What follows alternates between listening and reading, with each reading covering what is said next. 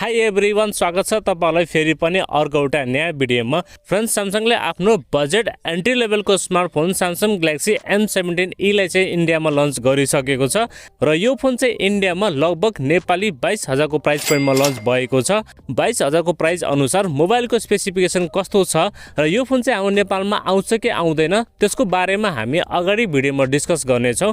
त्यसैले यो भिडियोलाई एकछिन पनि स्किप नगरी अन्त्यसम्म हेर्नु होला र अब चाहिँ तपाईहरुको टाइम वेस्ट नगरी सुरु गरौँ आजको भिडियो। फ्रेन्ड्स, आगामी दिनमा अरु यस्तै इन्ट्रेस्टिङ भिडियो हेर्नको लागि प्लिज हाम्रो च्यानललाई सब्स्क्राइब गरेर राख्नु होला, साथमा यो भिडियोलाई लाइक र शेयर पनि गरिदिनु होला।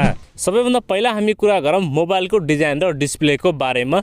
डिजाइनको बारेमा कुरानु पर्दा फोनको ब्याक साइडमा तपाईलाई डुअल क्यामेराको सेटअप, त्यसैको साथमा एलईडी फ्ल्याश र तलपट्टि चाहिँ स्यामसङको ब्रान्डिङ दिएको छ र अगाडिपट्टि तपाईलाई वाटरड्रप नचको डिस्प्ले पाउनुहुनेछ र डिस्प्लेमा चाहिँ ग्लासको प्रोटेक्सन पनि दिएको छ। साथमा यो मोबाइलमा IP54 को रेटिङ पनि दिएको छ। ओभरअलमा डिजाइन र बिल्ड क्वालिटीको बारेमा कुरानु पर्दा प्राइस अनुसार मोबाइलको डिजाइन र बिल्ड क्वालिटी चाहिँ डिसेन्ट रहेको छ। तपाईलाई मोबाइलको डिजाइन कस्तो लाग्यो प्लिज कमेन्ट लेखिदिनु होला। त्यसैगरी डिस्प्लेको बारेमा कुरानु पर्दा तपाईलाई यो मोबाइलमा 6.7 इन्चको HD+ IPS LCD प्यानल दिएको छ। इन्ट्रेस्टिङ पार्ट के छ भने तपाईलाई यो डिस्प्लेमा चाहिँ 120 हर्ट्ज को फास्ट रिफ्रेश रेट दिएको छ, यानी कि डिस्प्ले युसेजको लागि चाहिँ एकदमै स्मुथ हुनेवाला छ। र ब्राइटनेसको बारेमा कुरानु पर्दा तपाईलाई यो डिस्प्लेमा 650 निट्सको पिक ब्राइटनेस पाउनुहुनेछ। इन्डोर र आउटडोर भिजिबिलिटीको लागि तपाईलाई यो मोबाइलमा कुनै पनि शिकायत आउने छैन। ओभरअलमा डिस्प्लेको बारेमा कुरानु पर्दा प्राइस अनुसार मोबाइलको डिस्प्ले क्वालिटी चाहिँ राम्रो रहेको छ। त्यसैगरी परफर्मेन्सको बारेमा कुरानु पर्दा यो मोबाइल मिडियाटेक डायमेन्सिटी 6300 चिपसेटको साथमा लन्च भएको छ, जुन चाहिँ 6 न्यानोमिटरमा बनेको चिपसेट हो र यो चाहिँ एउटा 5G चिपसेट पनि हो। साथमा LPDDR4S को र्याम टाइप र UFS 2.2 को स्टोरेज टाइप दिएको छ। रिड एन्ड राइट स्पिड तपाईलाई यो मोबाइलमा डिसेन्ट पाउनुहुनेछ। अब यो चिपसेटको बारेमा कुरानु पर्दा फ्रेन्ड्स, हुन त यो चिपसेट लन्च भएको 5-6 वर्ष भइसकेको छ, तर यो चिपसेट भएको फोनहरू हाम्रो नेपालमा 28-29 हजार को प्राइस पोइन्टमा एभाइलेबल छ। तर यो फोन हाम्रो नेपालमा 24-25 हजार को प्राइस पोइन्टमा आउँछ भने त्यो प्राइस अनुसार मोबाइलमा परफर्मेन्स चाहिँ राम्रो मान्न सकिन्छ। डे टु डे युसेजको लागि र हल्का फुल्का बेसिक गेमहरू खेल्नको लागि तपाईलाई यो मोबाइलमा चाहिँ कुनै पनि शिकायत आउने छैन। त्यसैगरी सफ्टवेयर तपाईलाई यो मोबाइलमा out of the box Android 16 दिएको छ, जुन चाहिँ One UI 8 मा रन गर्दछ।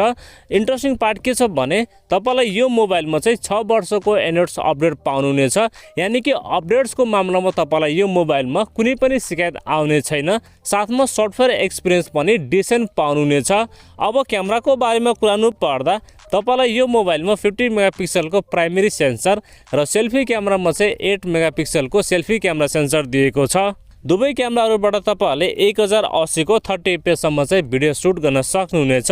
ओभरअलमा क्यामेराको बारेमा कुरानु पर्दा प्राइस अनुसार मोबाइलको क्यामेरा सेटअप चाहिँ ठिकठाकै रहेको छ। अनि ब्याट्री तपाईलाई यो मोबाइलमा 6000 mAh को बिग ब्याट्री दिएको छ र यो मोबाइलले चाहिँ 25 वाट को चार्जिङ सपोर्ट गर्दछ।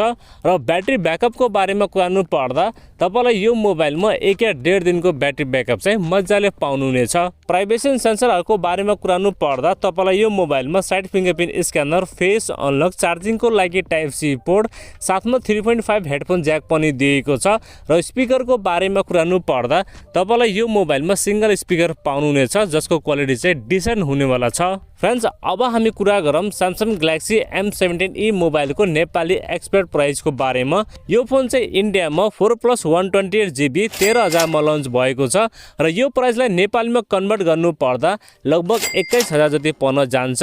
यदि यो फोन हाम्रो नेपालमा 23-24 हजार को प्राइस पोइन्टमा लन्च हुन्छ भने मोबाइल चाहिँ राम्रो हुनेवाला छ।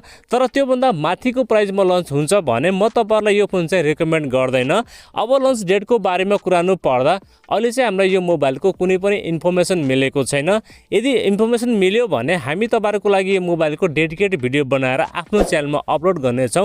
त्यसको लागि प्लिज हाम्रो च्यानललाई सब्स्क्राइब गरेर राख्नु होला। ल त साथीहरु, यति नै थियो मोबाइलको बारेमा। तपाईलाई यो मोबाइल कस्तो लाग्यो, आफ्नो केही सल्लाह सुझाव भएमा प्लिज एउटा कमेन्ट लेखिदिनु होला। भिडियो मन परेमा एउटा लाइक पनि गरिदिनु होला। यदि नयाँ साथीभाइहरूले हाम्रो च्यानललाई पहिलोपटक हेर्दै हुनुहुन्छ भने प्लिज हाम्रो च्यानललाई सब्स्क्राइब गरेर राख्नु होला। अर्को भिडियोमा भेटिने बाचा गर्दै आजलाई बिदा लिन्छु। हवस्, धन्यवाद। जय नेपाल।